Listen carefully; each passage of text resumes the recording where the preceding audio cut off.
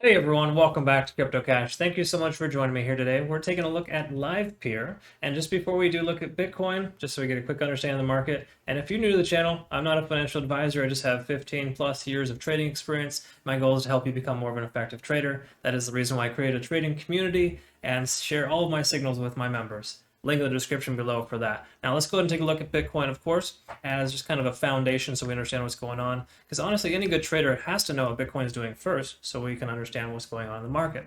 Therefore, if we take a look at the 1 hour chart here, normally I'd like to look at the 1 day, but just to specify, we have a few descending patterns here that eventually break out, right? And this happens all the time. So we had this breakout recently, but it keeps getting studied up right at about 62,500. So 62.5 is a resistance, whereas right down here, right at about 60,300 is a support level. So it's kind of working itself into this channel, but it is kind of trying to break to the upside here. We'll see soon what happens. My speculation is tomorrow with the news of the exchange, the ETF getting released. BITO is the ticker symbol. That's going to be live tomorrow morning at 6:30 a.m. Pacific Standard Time. That could very well be the news that people are going to sell. So it's really definitely something that happens where you buy the hype and sell the news. The hype happened on Friday. That's what we got right here. And this is a weekend performance. We may see a bit of a retrace tomorrow. Okay. Again, I hope that doesn't happen because I'd love it for it to just continue upside. But if we don't break 63,500 right in that range there soon, then we're going to probably see some type of retracement or correction somewhere down in the range to like 58,000 to 60. That's my speculation. Again, I hope I'm wrong. I would love to be proven wrong here. I love being wrong when the price goes up. There's nothing wrong with that, right? Because all of our portfolios are going to be increasing, so to speak, because of it. At least most of us with altcoins, which I know a lot of you have those.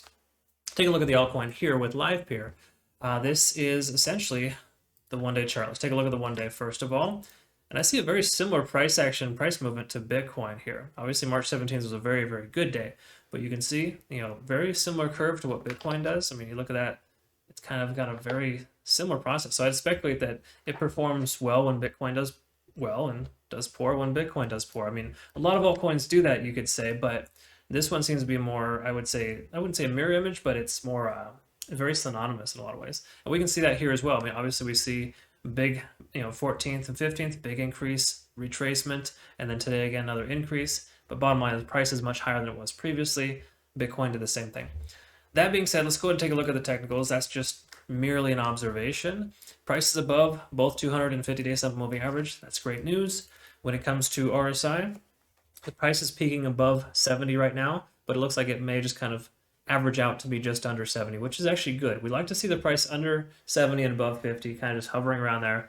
I don't like to spend too much time on the 1 day chart above 70. That can kind of be, where's it going to go next? And it does have a history of having large candlesticks too, or wicks rather, on the sticks. In other words, when the price comes up, it basically just means that it was retraced and consolidated pretty heavily. So I wouldn't say that's market manipulation by any means, but it just means that there's people with a lot of money are selling the actual, selling their profit because, they buy down here, we continue that continuation, so to speak, and then when the price comes down, we're stuck holding on, hodling, right, so to speak, which a lot of people do, and they've taken their profits already.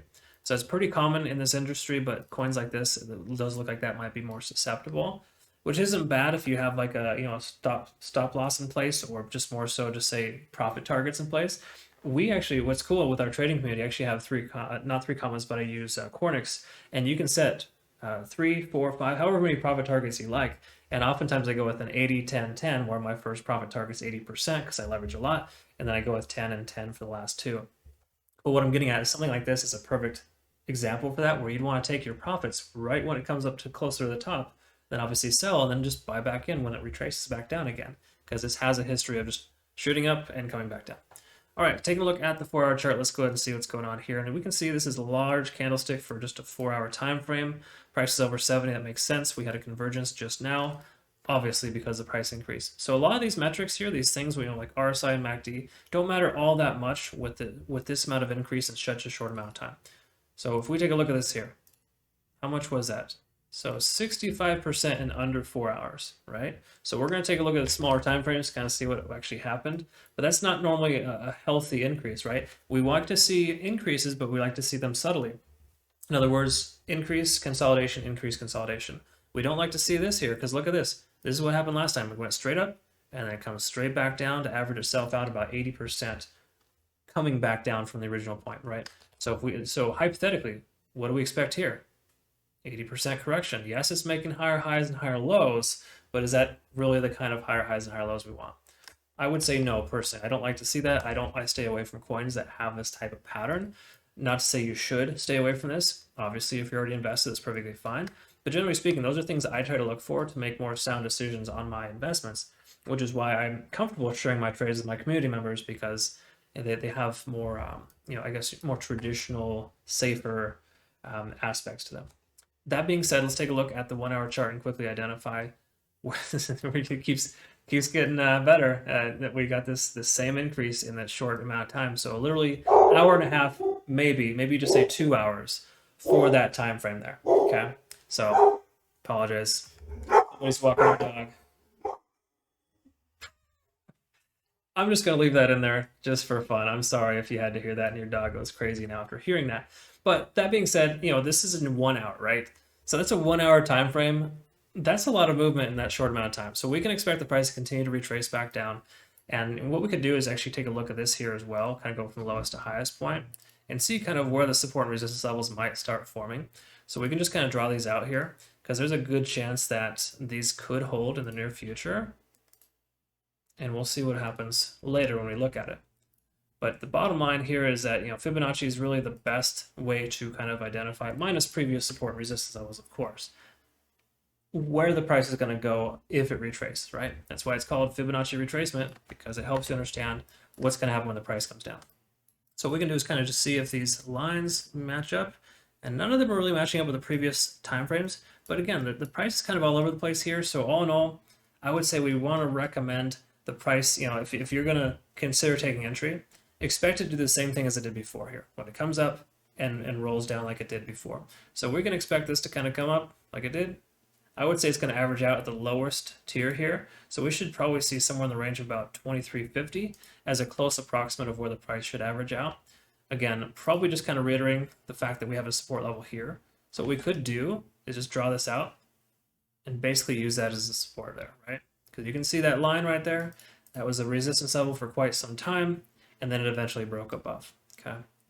So all in all, I would say right around 2350 is a very close approximate of where we should expect the price to come back down to based on its history, but also the simple fact of the matter, it increased way too fast in such a short amount of time. I mean, over 60% in 1 hour, that's a recipe for retracement, right? It's going to come back down. So that's just kind of the bottom line. So my prediction is for the price to retrace. I would say that big picture, is it going to get much higher? Yeah, it could. It could very well pass its all-time high. I mean, with the way that it pumps like it's been doing, I would say that we could expect that. But how soon will we see that? It's really hard to say. I mean, based on its history, I would say we might see in a month it test its previous all-time high. That's really just a guess at this point. We could also do this here and take a look at this and kind of see roughly where it could go. The next major resistance would be right in the range of about 4150. And that would probably be somewhere, if it were to break this most recent high, it'll probably average itself out between those two lines, hopefully consolidate and then increase again. So I'd say if we're going to see another leg up, best case scenario, the next leg up will be about $41.50. So set your stop target, or your sell target rather, at about $40 if you were still invested here. So the next time it pumps, you take those profits and you can collect that closer to the top. That's the beautiful thing about Fibonacci retracement. Oftentimes the prices will tend to kind of respect those boundaries, right? And more often than not, when the price pumps up like it just did, and it'll probably do that again, you could take profits at that point if you set a limit, set a target. That's why any good trader, and I teach this to my community members as well, will also always, every time you take a trade, not only do you want to document and you want to write it down and make sure you learn from your mistakes, but more importantly, set a limit and set targets before you actually take the trade. So going into this, if you're not into it already, before you take entry, make sure you know where you want to get out first. Don't just turn a day trade into a swing trade, or kind of just decide to do a swing trade and turn it to a huddle trade. It's all well and good sometimes. It might work out sometimes, but more often than not, you're going to get burned. So you got to have good foundational skills and good things to kind of keep you moving forward, and be strong. Try not to try not to attach emotion with investing. I know it can be difficult because it's money that you worked hard for. In some cases you didn't, but regardless, it's difficult to lose that. But you got to learn from your mistakes, right? So heaven forbid you lose a little bit, at least you learn. But regardless, my recommendation here is just set a nice realistic stop target. You can see these pumps are 50-60% at a time. So hypothetically, just use either Fibonacci retracement or simply put your next stop target 50% higher than where the price is currently at. It'll probably spike up there. You'll get you'll take your profits, and the price will come back down. You can just take that profit, put it right back into your position, average your price down, and just keep rinsing and repeating that. I've literally done this time and time again with penny stocks in the past, and I can tell you it's a really beautiful situation once you understand how it works. So hopefully you found benefit here today, and I didn't leave you with more questions than answers. But if you are seeking answers, guidance, somebody to walk alongside you, link in the description below. I have a Signal community. Definitely check that out. Be happy to get to know you a bit better. I am on a first name basis with all of my members, and it's a really cool experience. So looking forward to getting to know you better. If not, thanks so much for watching. We'll look forward to seeing you in the next video. Have a great rest of your day. Thank you.